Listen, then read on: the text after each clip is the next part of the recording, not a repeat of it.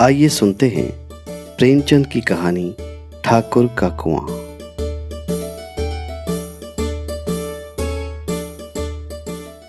जोखू ने लोटा मुंह से लगाया तो पानी में सख्त बदबू आई। गंगी से बोला, ये कैसा पानी है? मारे पास के पिया नहीं जाता। गला सूख रहा है और तू सड़ा पानी पिलाई देती है। गंगी प्रतिदिन शाम पानी भर लिया करती थी। कुआं दूर था, बार बार जाना मुश्किल था। कल वो पानी लाई तो उसमें बू बिल्कुल न थी। आज पानी में बदबू कैसी? गंगी ने लोटा नाक से लगाया तो सचमुच बदबू थी। जरूर कोई जानवर कुएं में गिरकर मर गया होगा, मगर दूसरा पानी आवे कहां से? ठाकुर के कुएं पर कौन चढ़ने देगा? साहू का कुआं गांव के उस सिरे पर है, परंतु वहां भी कौन पानी भरने देगा? और तीसरा कोई कुआं तो गांव में है नहीं। जोखू कई दिन से बीमार है। कुछ देर तक तो प्यास रोके चुप पड़ा रहा, फिर बोला, गंगी, अब तो मारे प्यास के रहा नहीं जाता। ला, थोड़ा पानी दे, नाक बंद करके पी लूं। लेकिन गंगी ने पानी न दिया। खराब पानी पीने से बीमारी बढ़ जाएगी इतना जानती थी, परंतु ये नहीं जानती थी कि पानी को उबाल देने से उसकी खराबी जाती रहती है। बोली, ये पानी कैसे पियोगे? न जाने कौन जानवर मरा है। मैं कुएं से दूसरा पानी लाए देती हूं। जोखू ने आश्चर्य से उसकी ओर देखा। पानी कहां से लाएगी?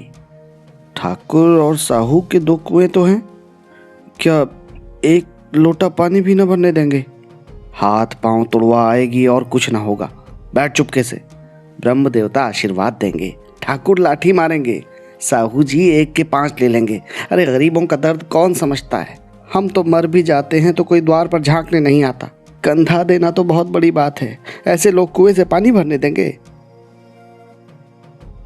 इन शब्दों में कड़वा सत्य था। गंगी क्या जवाब देती, लेकिन उसने वो बदबूदार पानी पीने को न दिया। रात के 9 बजे थे। थके मांदे मजदूर तो सो चुके थे। ठाकुर के दरवाजे पर 10-5 बेफिक्रे जमा थे। मैदानी बहादुरी का तो अब जमाना न रहा और न ही मौका। कानूनी बहादुरी की बातें हो रही थी। कितनी होशियारी से ठाकुर ने थानेदार को एक खास मुकदमे में रिश्वत दी और साफ निकल गए। कितनी अक्लमंदी से एक मार्के के मुकदमे की नकल ले आए। नाजिर और मुहतमिम सभी कहते थे नकल नहीं मिल सकती। कोई 50 मांगता, कोई 100। यहाँ पे पैसे कौड़ी नकल उड़ा दी। काम करने का ढंग चाहिए। इसी समय गंगी कुएं से पानी लेने पहुंची। कुप्पी की धुंधली रोशनी कुएं पर आ रही थी। गंगी जगत की आड़ में बैठी मौके का इंतजार करने लगी। इस कुएं का पानी सारा गांव पीता है, किसी के लिए रोका नहीं। सिर्फ हम बदनसीब नहीं भर सकते। गंगी का विद्रोही दिल रिवाजी पाबंदियों और मजबूरियों पर चोटें करने लगा। हम लोग क्यों नीच हैं और ये लोग क्यों ऊंचे हैं? इसलिए कि ये लोग गले में ताका डाल लेते हैं। यहाँ तो जितने हैं एक से एक छठे हैं। चोरी ये करें, जाल फरेब ये करें, झूठे मुकदमे ये करें। अभी इस ठाकुर ने तो उस दिन बेचारी गडरिये की भेड़ चुरा ली थी और बाद में मारकर खा गया।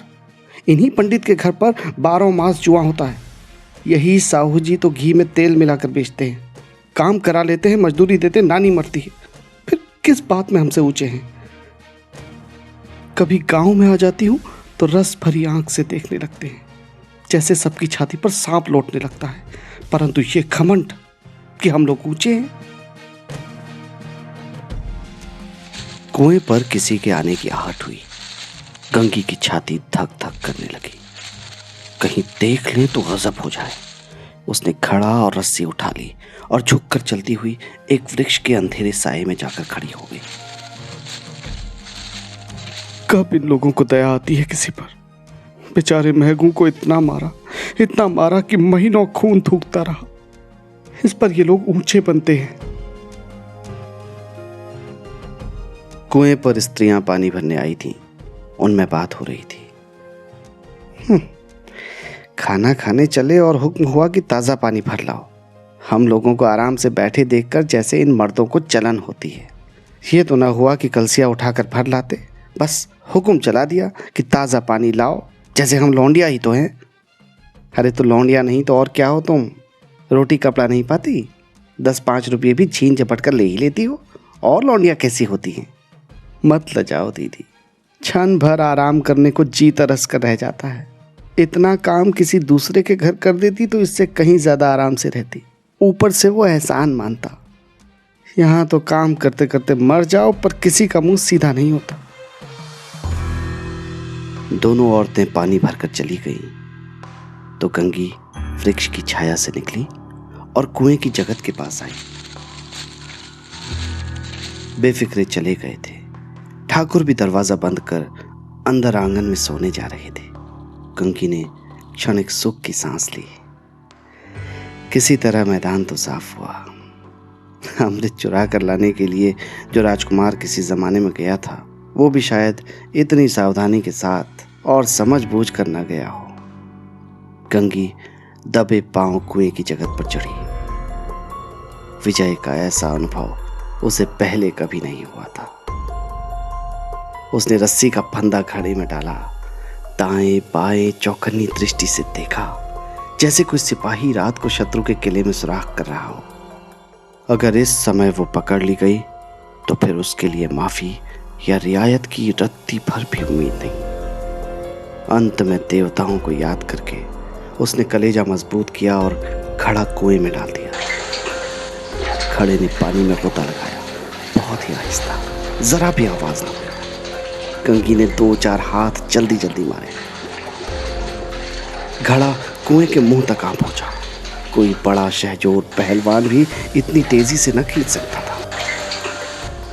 गंगी घड़े को पकड़ने के लिए झुकी तो एकाएक ठाकुर साहब का दरवाजा खुल गया। शेर का मुंह भी इससे भयानक न होगा। गंगी के हाथ से रस्सी छूट गई। रस्सी के साथ घड़ा धड़ाम से पानी में गिरा और कई क्षण तक पानी में हिलकोरे की आवाजें सुनाई देती रही। ठाकुर कौन है पुकारते हुए कुएं की तरफ आ रहे थे और गंगी जगत से कूदकर भागी जा रही थी।